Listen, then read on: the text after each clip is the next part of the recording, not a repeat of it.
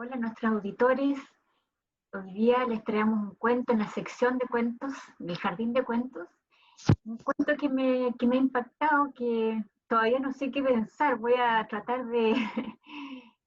Ya tuve una breve lectura, pero voy a sacar el cuento y la voz mágica de nuestra querida Trini me envuelve y me haga volar pensando igual que usted al final de este cuento. Así que nuevamente les presento a nuestra querida Trini del Valle Siles con su voz narrativa hermosa y un cuento que espero que los haga reunirse frente a una mesa, un comedor y debátanlo. Nuestro punto de vista no es el punto de vista de todos. Nos encantaría que nos escribieran a ver qué opinaron ustedes. Adelante, Trini. Buenos días, Cecilia. Buenos días, Alejandro. Buenos días, queridos auditores. Hoy traigo un cuento norteamericano de una autora, Toni Morrison, Premio Nobel de Literatura 1993. El cuento se llama Dulzura. Dice así: no es mi culpa, así que no pueden culparme. Mi piel es clara, tengo buen pelo, soy lo que llaman cobriza. Lo mismo que el padre de Lula Ann.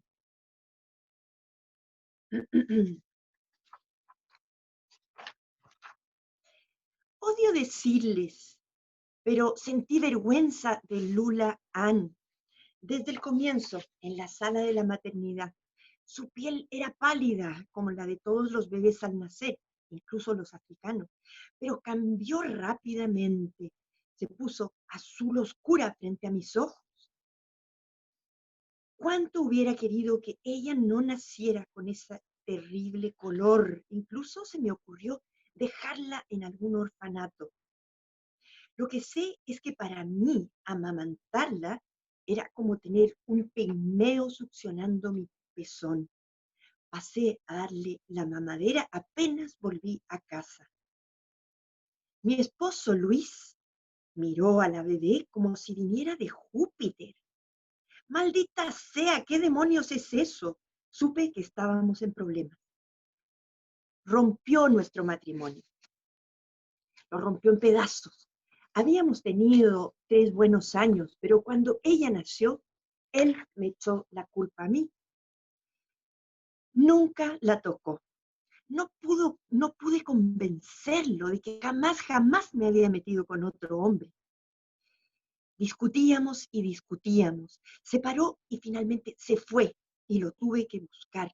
Tuve que buscar un lugar más barato donde vivir. Le dije que me llamara Dulzura, en vez de madre o mamá. Era más seguro así.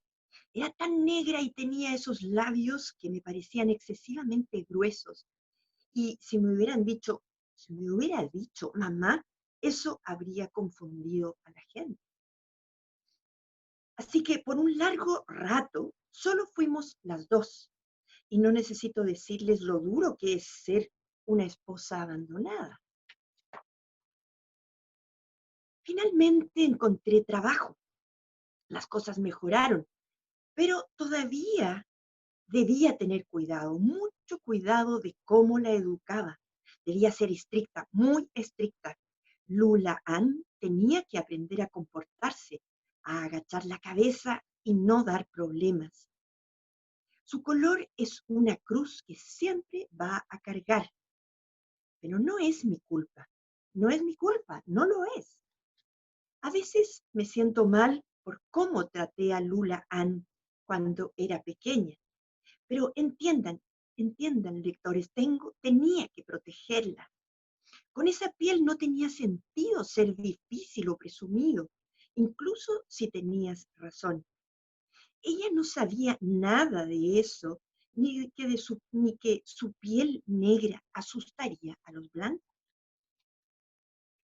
No fui una mala madre, sépanlo, pero puede que haya lastimado a mi única hija por tener que protegerla. Apenas le fue posible, me abandonó en ese horrible apartamento. Se alejó tanto de mí como pudo. Ya no llama ni me visita, me manda plata y cosas de vez en cuando, pero no sé hace cuánto no la veo. Solo tengo 63 años, muy joven para andar retirada, pero resulté con una enfermedad crónica en los huesos. Recibí de Lula Ann una nota en la que me avisaba que iba a tener un bebé. Estoy muy emocionada, me decía ella. No hay dirección del remitente en el sobre, así que supongo que sigo siendo la mala madre por siempre, castigada hasta que muera por la manera bien intencionada y de hecho necesaria como la crié. Sé que me odia. Nuestra relación consiste en que ella me envía dinero.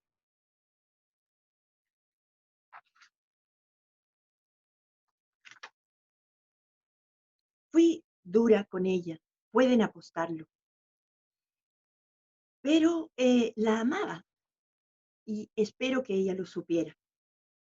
Un día le pude decir, ponme atención, una vez que había nacido la guagua, ponme atención, estás a punto de darte cuenta de lo que se necesita, de cómo es el mundo, cómo funciona y cómo cambia cuando te conviertes en madre.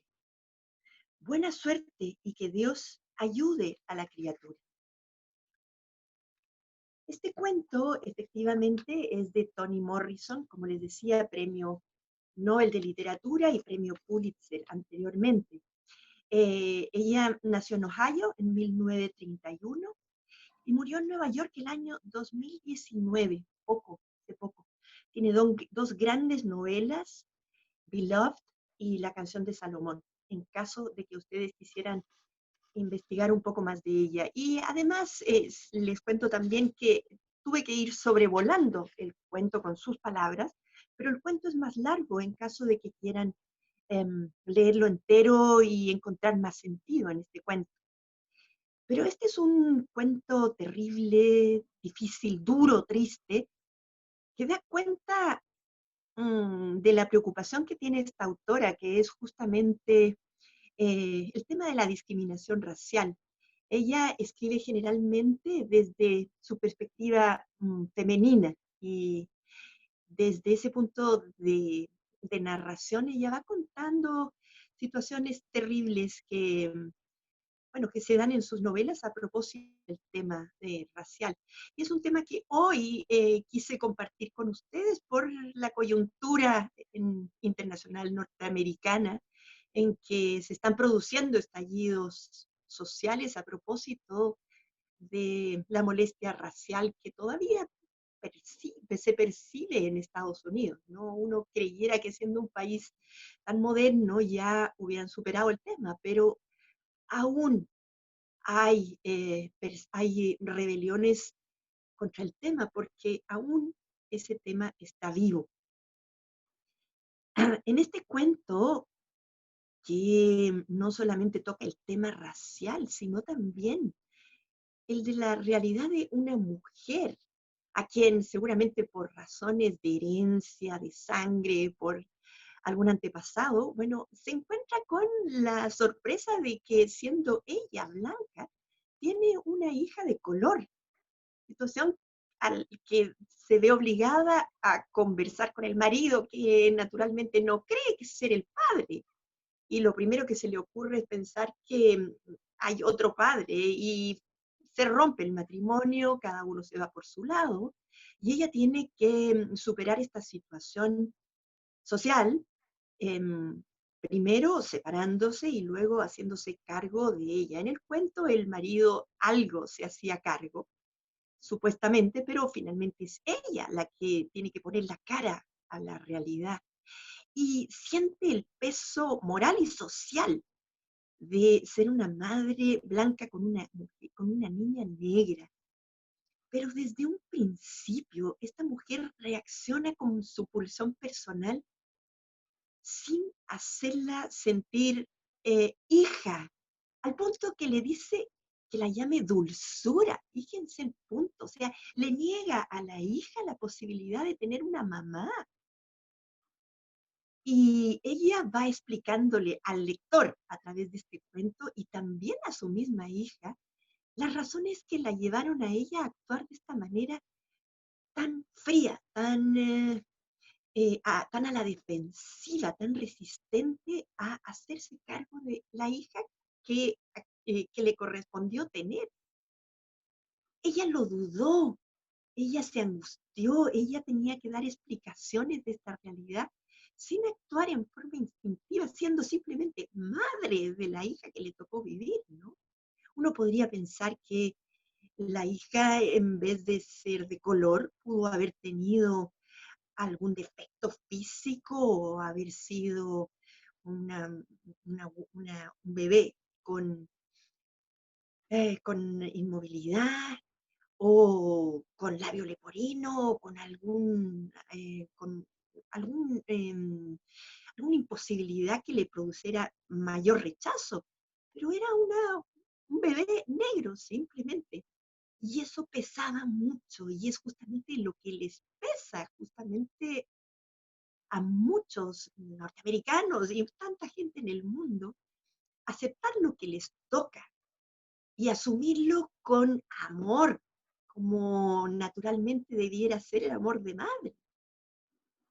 Y el cuento también nos muestra otra situación que es impactante. La narradora finalmente está reducida a una vejez anticipada por una enfermedad y se siente agradecida porque la hija le manifiesta noblemente, hay que pensarlo en esos términos, que la mantiene, pero que mantiene además un distanciamiento con ella, una lejanía que habla justamente de la historia que le tocó vivir como hija a su hija, en que su madre no la quiso aceptar como era. Es un cuento impactante que nos cuestiona no solamente, como les decía, el tema racial. Ella de alguna manera representa el sentir de la gente cuando le toca vivir esta situación, pero también desde el punto de vista de la maternidad, no aceptar el hijo que a uno le toca tener. En fin, es un cuento de un sentimentalismo y de una fuerza narrativa y vital impresionante que nos muestra justamente esta chiquilla, Toni Morris, chiquilla, alcanzó a vivir harto tiempo, ella también era una mujer de color, pero si pueden alcanzar a leer el cuento entero, yo se lo recomiendo porque vale la pena, hay una serie de aristas, de, de detalles que van abordando mucho mejor el tema. Yo quiero terminar esta reflexión de este cuento con un poema de un poeta zelandés que también fue jefe de Estado en su momento en, en Senegal, debe haber sido alrededor de 1930, no estoy segura, pero este poema se llama Querido Hermano Blanco, es de Leopold Sédar Senghor. Querido hermano blanco, cuando yo nací era negro, cuando crecí era negro, cuando estoy al sol soy negro, cuando estoy enfermo soy negro, cuando muera seré negro. En tanto que tú, hombre blanco, cuando tú naciste eras rosa, cuando creciste eras blanco, cuando te pones al sol eres rojo, cuando tienes frío eres azul, cuando tienes miedo te pones verde, cuando estás enfermo eres amarillo, cuando mueras serás gris. Así pues, de nosotros dos, ¿quién es el hombre de color? Como les decía, Leopold Sédar, él nació en 1906 en Senegal y murió el año 2001 en Francia. Ahora sí, quisiera escuchar la sensación que nos pueden dar con la lectura de este cuento, Cecilia y Alejandro. Les cedo a ustedes el micrófono. Trini, estoy impactada porque se parece un poco al cuento anterior, no tan fuerte, eso sí, este cuento es más, tú lo ves, hoy día lo estás viendo en televisión, nosotros no lo estamos viviendo en Estados Unidos, y se parece al cuento anterior que no, no nos contentamos con lo que tenemos, con lo que recibimos, y en este caso me voy a referir a dos temas. Primero, el tema racial. Yo pensé que en Estados Unidos esto estaba resuelto, y sorprendentemente me doy cuenta que no. Yo viví en Estados Unidos un poquito de tiempo, viví en Brasil hartos años, y para mí es como un tema que no pasa por el color de piel, ni por los ojos o por el color de pelo. En realidad, como fui criada, y eso agradezco mucho a mis padres porque vivimos en varios países, y no es tema para mí el color. Para mí me importa mucho lo que la persona piensa, dice y sus valores. Ahora, si tú estás viviendo en un país como Estados Unidos, que parece que no está resuelto, y no sé si se va a resolver porque Dios quiere que sí, recemos porque si no va a haber mucha violencia, siento que nuestro país tampoco lo tiene muy resuelto.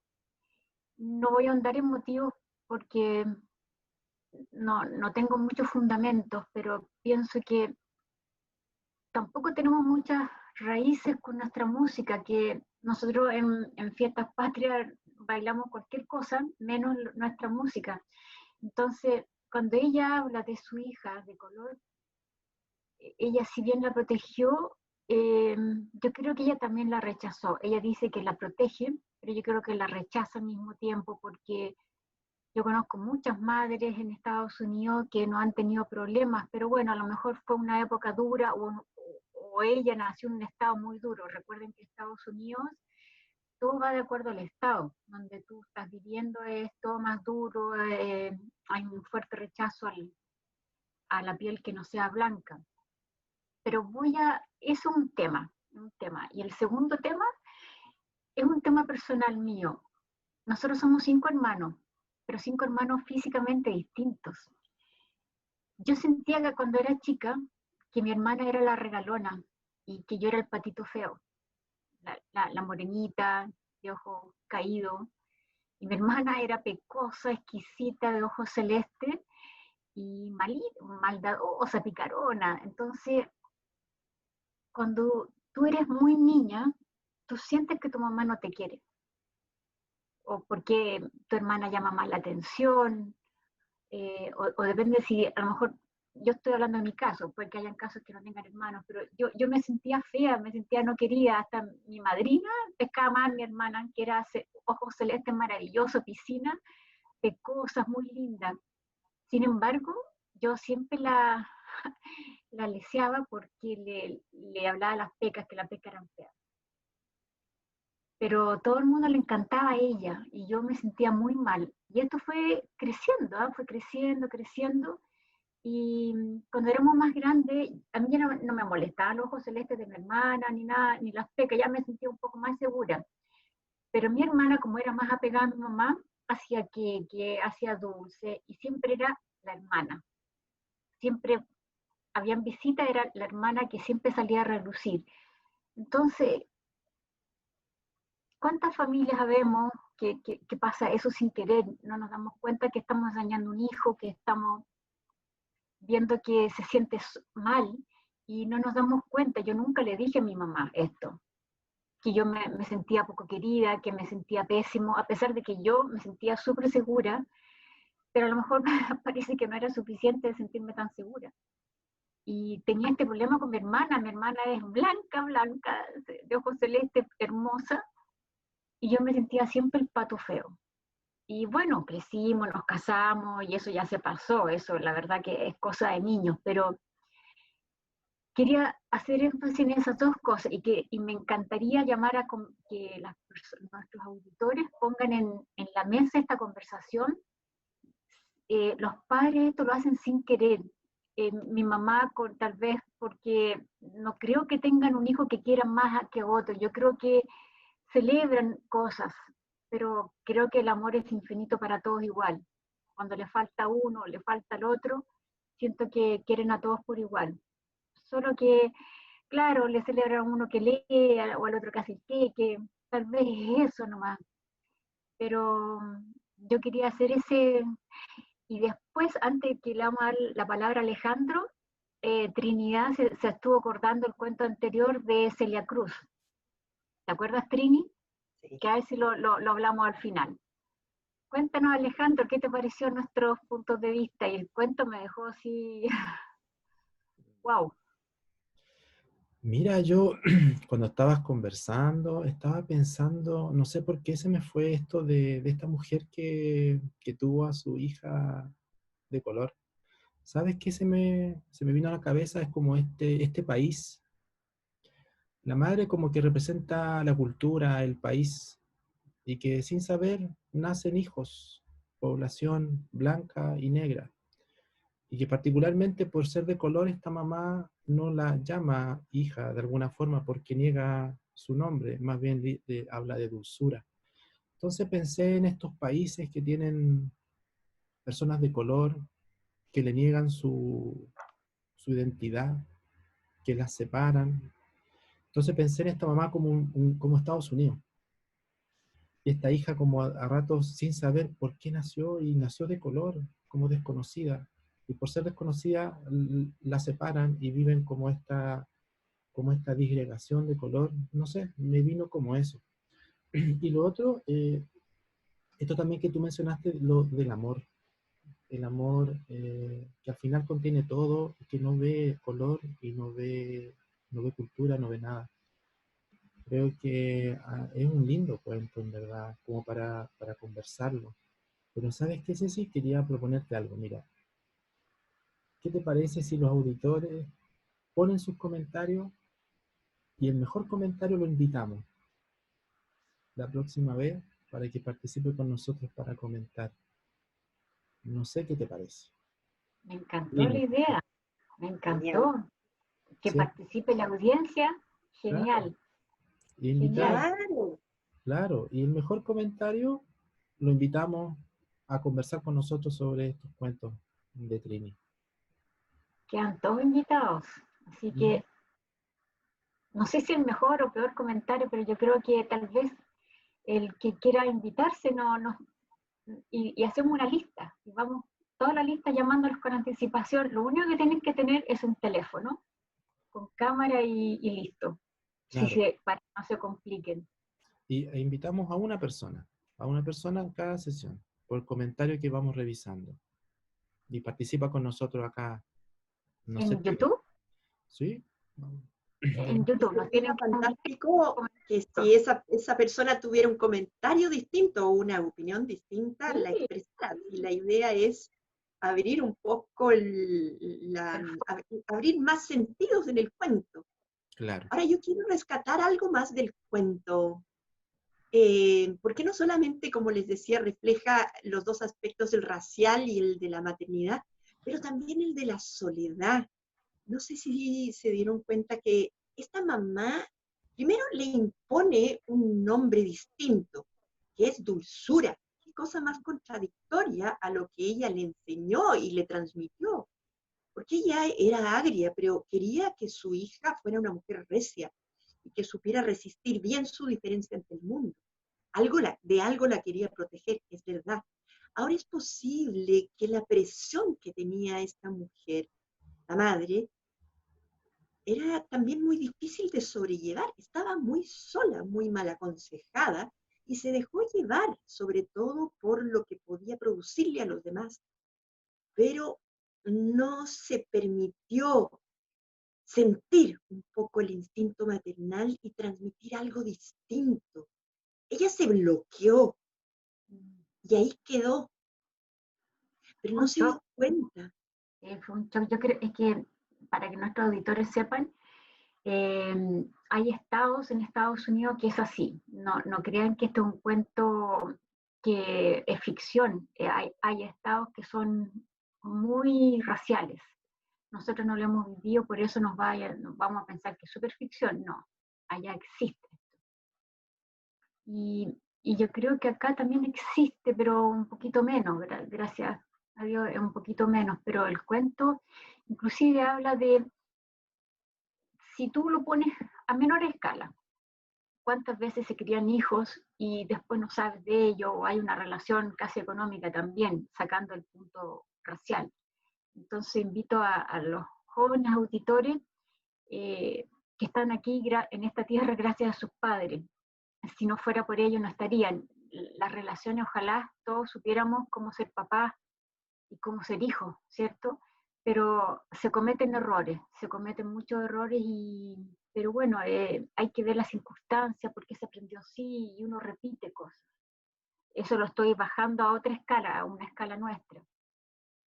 ¿Qué piensas tú, Trini, de esa parte que podría haber sido mejor la relación, porque ella después podría haber entendido que en el estado que ella nació fue duro? Ahí no hubo una terapeuta, no hubo un trabajo en eso. Ya ese va a ser un segundo cuento que podríamos seguir escribiendo. Pero yo creo que la mujer, la hija, dentro de todo, era una mujer resiliente, porque pese a la falta de un amor más profundo de su madre, que simplemente cumplió con sacarla al mundo y que ella se desempeñara sola, eso ella lo agradece y lo responde manteniéndola hasta el final, incluso haciéndole notar que ella iba a ser madre, ¿sabes? Y que estaba tremendamente ilusionada. Eso es muy significativo. Ahora, rescatando la pregunta que me pediste, que yo creo que este cuento apela al lector a tener una actitud abierta y de, ojalá, fijarse y sacar de uno mismo las pequeñas discriminaciones que nosotros tenemos hacia los demás. La semana pasada vimos la discriminación frente a los feos, y a propósito de esto salió el nombre de Celia Cruz, del que habíamos hablado antes. Y yo creo que ese personaje es ejemplar en el sentido que supo superar las diferencias raciales, y ella con una actitud positiva, feliz, tratando incluso de contagiar esa alegría con su música. Yo creo que ella logró justamente descubrir que gracias a su personalidad, a su superación personal, supo destacar y mostrarle al mundo que somos todos iguales, y que ella lo que tenía que transmitirle al mundo y aportar era su alegría a través de la música. Es interesante ese caso que tú me hablabas el otro día y que ahora lo estamos sacando de Celia Cruz, porque siempre aconsejan llevar pocos aros, pocos collares, un ruch suave en las presentaciones. Y ella todo lo contrario, eran muchos aros, muchos collares, y todo era guay, era azúcar. En realidad ella con su simpatía, te fijas que nosotros, nadie veía lo que algunos podían ver. Yo nunca vi que ella era así no tan graciosa. Al contrario, veía el azúcar, veía la alegría. Y si yo la toco en la radio, con lo mala que soy para memorizar cantante, a ella la reconozco al tiro. Y uno se quiere poner a bailar. ¿Qué dices tú, Alejandro? O sea, sí, o sea, lo que dice Cecilia es verdad, porque ella siempre se destacó por su colorido, por su belleza, como interior, ella transmitía como una cosa como muy linda. Y lo otro es, lo contagiante de su alegría, de su música, de su movimiento. Era como, yo siempre la miré de chico y siempre me llamaba la atención esa coherencia entre como el cuerpo, con la emoción, con esta cosa de cantar, como que de alguna forma tú, como que se olvidaba de que era una mujer de color, era como una vivencia, como que ella vivía lo que sentía. Yo particularmente, Cecilia Cruz, yo como bien dices tú, Ceci, yo pongo la radio y casi me pongo a bailar, porque no conozco música triste para ella, yo en verdad todo lo asocio a la alegría con ella. Bien, a mí me encanta. Y lo interesante de esto es que finalmente a ella la conocemos por eso, y no por sus rasgos físicos. Exacto. Y finalmente para ella deben haber sido difíciles, ser una mujer de color, no, tampoco era muy preciada de cara, pero a ella le daba lo mismo, era ella, y ya. En Estados Unidos un éxito. Claro, Sí, la vida es un carnaval, decía ella. la vida es un carnaval. Y Sí. contagiaba esa alegría. Sí. Y eso nos dice que hay que mirar más allá del escudo, más allá del escudo. Pero ella no tenía ningún escudo en realidad, los tenía, los había bajado todos con su canción, ella siempre quiso alegrar a la gente. Y este cuento es, si bien es medio fuerte y tristón, pero es una realidad.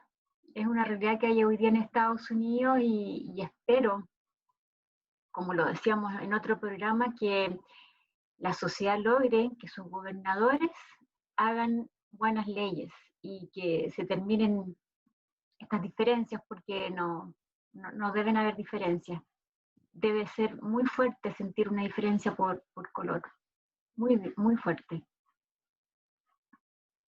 Sí, yo creo que este cuento en este momento acompaña justamente a la situación, haciéndonos pensar, ¿hasta cuándo va a durar esto? ¿Cómo puedo contribuir yo a que esto, al menos en mi círculo más cercano, no suceda? Y aprender también de los jóvenes, que son mucho menos discriminadores de lo que éramos nosotros. Yo creo que tenemos que escuchar un poco más e integrar a la gente si finalmente somos todos iguales. Es Y eso verdad. es importante, perdón Alejandro, dale. No, es que es cierto lo que ella dice, porque yo he notado que la juventud, las personas, las generaciones nuevas no tienen ese asunto de discriminación. Uno ve en la televisión y que los mayores, eh, personas que salen a la calle a protestar son gente muy Sí. joven, que no viene con este juicio tan grande contra las personas. Yo encuentro notable eso. Creo que si es así, vamos a tener un futuro sin separaciones, porque vienen con eso. Es notable, encuentro yo eso. Qué bueno que tocaste ese tema, Alejandro, del futuro y de las nuevas, las nuevas modalidades. Para mí, la nueva normalidad, todo el mundo se está preguntando, ¿cuál es la nueva normalidad?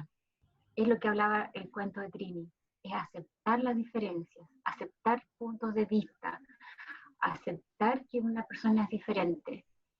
Y este cuento, Trini, te tiene que haber costado mucho encontrarlo porque, por lo que tú me contaste. Yo te agradezco porque, pucha, dentro de tanta literatura, de repente buscar algo tan ad hoc al momento, se agradece. ¿No? Bueno, me encanta que así como hemos podido conversar sobre el tema, y podríamos conversar todavía otro poco, ¿no?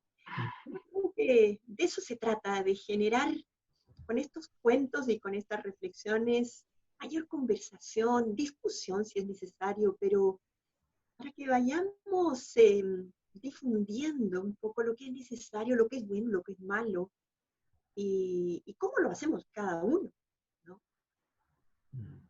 Muy bien. Eh, Buscaremos más cuentos para, para hacer más conocidos a estos personajes también. Pensemos que esta mujer es premio Nobel. Ambos son pocos conocidos, tanto Leopold Sédar Senghor como Toni Morrison, pero aportan mucho. Entonces, rescatemos eso que la literatura nos lo da. Muchas gracias, Alejandro. Muchas gracias, Cecilia. Y nos vemos el otro martes. Yo te agradezco un montón y acuérdense nuestros auditores, ¿no? En YouTube, nuestro canal digital, Yo Soy Digital Chile, al mejor comentario lo vamos a invitar para que se vayan sumando a nuestras tertulias finales después de cada cuento. Súper entretenido. Un abrazo, que estén muy bien. Gracias. Gracias. Chao. Adiós.